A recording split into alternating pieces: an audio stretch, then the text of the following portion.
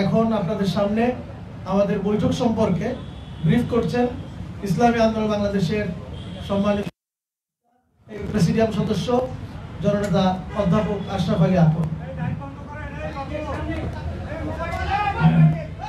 আসসালামু আলাইকুম ওয়া রাহমাতুল্লাহি ওয়া বারাকাতুহু। প্রিয় সাংবাদিক বন্ধুগণ, আজকের এখানে বৈঠক ছিল দেশ ও জাতির একটা ক্রান্তি লগ্নে। ক্রান্তি লগ্নে এই জন্য বলবো, আমরা প্রথমে প্রধান উপদেষ্টা সহ উপদেষ্টা মণ্ডলীকে ধন্যবাদ জানিয়েছি। বিশেষ করে ওনারা দেশের 53 বছরে যে রাজনৈতিক জঞ্জাল, গণতন্ত্র হত্যা, জনগণের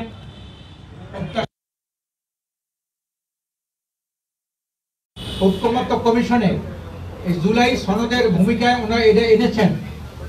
এই জন্য ধন্যবাদ জানিয়েছি যে স্বাধীনতার পরে যে দলগুলো ক্ষমতায় ছিল তারা কেউ গণতন্ত্রকে সুসংহত করতে পারেনি, ঘটাতে পারেনি, জনপ্রত্যাশা পূরণ করতে পারেনি। এই কথাটা কিন্তু ওনারা বলেছেন। এই জন্যে আমরা ওনাকে ধন্যবাদ জানাই। আর একটা বিষয় ওনাকে বলেছি, 53 বছরে যে জন আকাঙ্ক্ষা পূরণ হয় নাই, রাষ্ট্রে কোনো মৌলিক সংস্কার হয় নাই, জনমতের শতভাগ প্রতিফলিত হয় নাই, যে ধারার জন্যে সেই ধারায় যদি আগামীতে আপনি নির্বাচন করেন তাহলে আমাদের আবার হবে আপনাদের 58 বছর হয় নাই। কাজে এই জেলাও সেই কদু করে নির্বাচনের মাধ্যমে দেশ জাতির কোনো প্রত্যাশা পূরণ হবে না এই গতানুগতিক পদ্ধতিতে, ট্র্যাডিশনাল পদ্ধতিতে।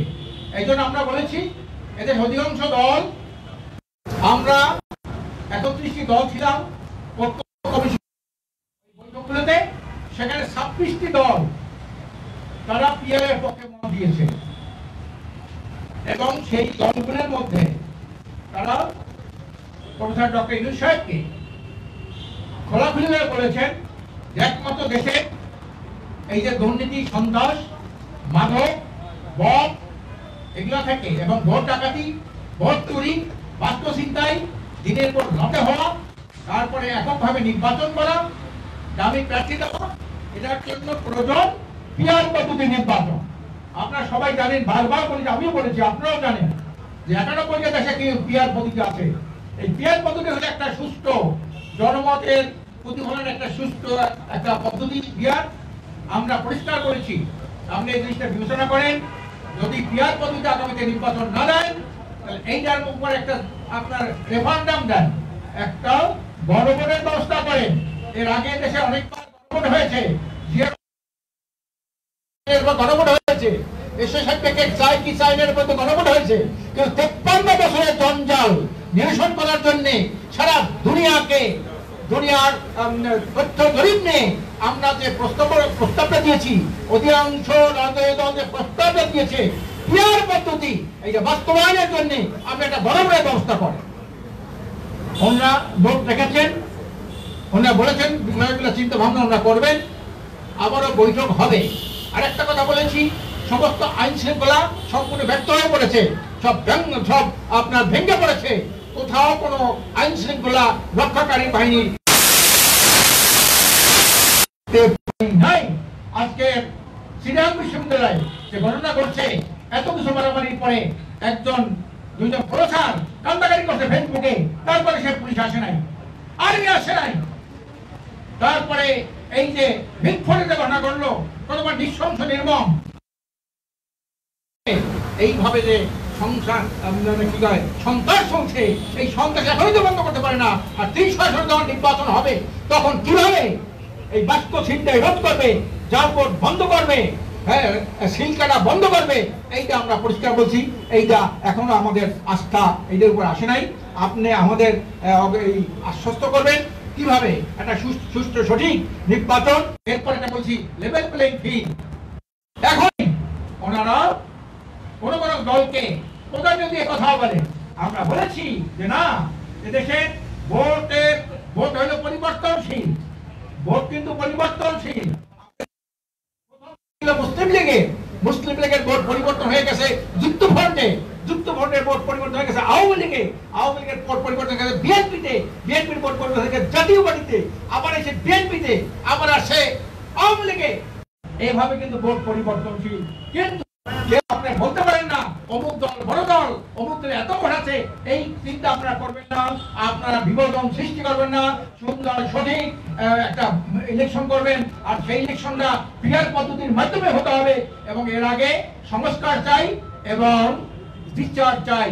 এই সংস্কার বিচার ছাড়া একটা সত্য সঠিক নির্বাচন হবে না, আর পদ্ধতি ছাড়াও শতভাগ জনমতের প্রতিফলন ঘটবে না। আপনাদের মাধ্যমে জাতির কাছে মেসেজ পৌঁছে দেওয়ার জন্য অনুরোধ জানিয়ে আমি আমার বক্তব্য শেষ করছি। আমার তৌফিকি ইল্লা বিল্লাহ।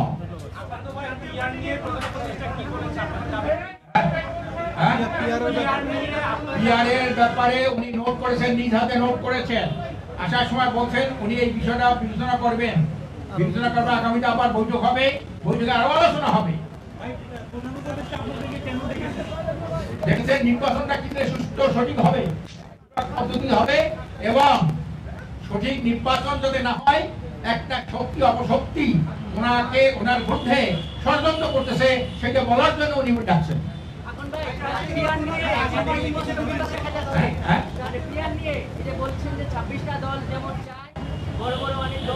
বড় বড় অনেক না একটা দল, বড় বড় অনেক দল না একটা। গণভোট চাইছি আমরা, এইটার আগে একটা গণভোট দেন, এটা ফাইনাল করেন, এটা আপনার সিলেক্ট করেন, তারপরে আপনি নির্বাচন দেন। হ্যাঁ, আমরা আওয়ামী লীগের যে বক্তব্য, আওয়ামী লীগের মধ্যে আওয়ামী লীগের শুধু বিচার চাই না, আওয়ামী লীগ কর্মকাণ্ড আওয়ামী লীগ দল হিসেবে নিষিদ্ধ চাই, তার সাথে সাথে জাতীয় পার্টি এবং 14 দল যারা এই আওয়ামী লীগের সহযোগিতা করে তাদের সবাই দল কার্যক্রমকে নিষিদ্ধ চাই। হ্যাঁ হ্যাঁ, শেষ করেন না, শেষ করেন।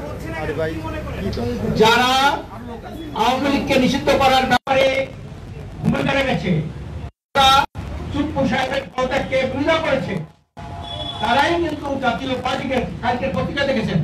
কালকে 3টা দল ওনার সাথে কথা বলেছেন, 2টা দল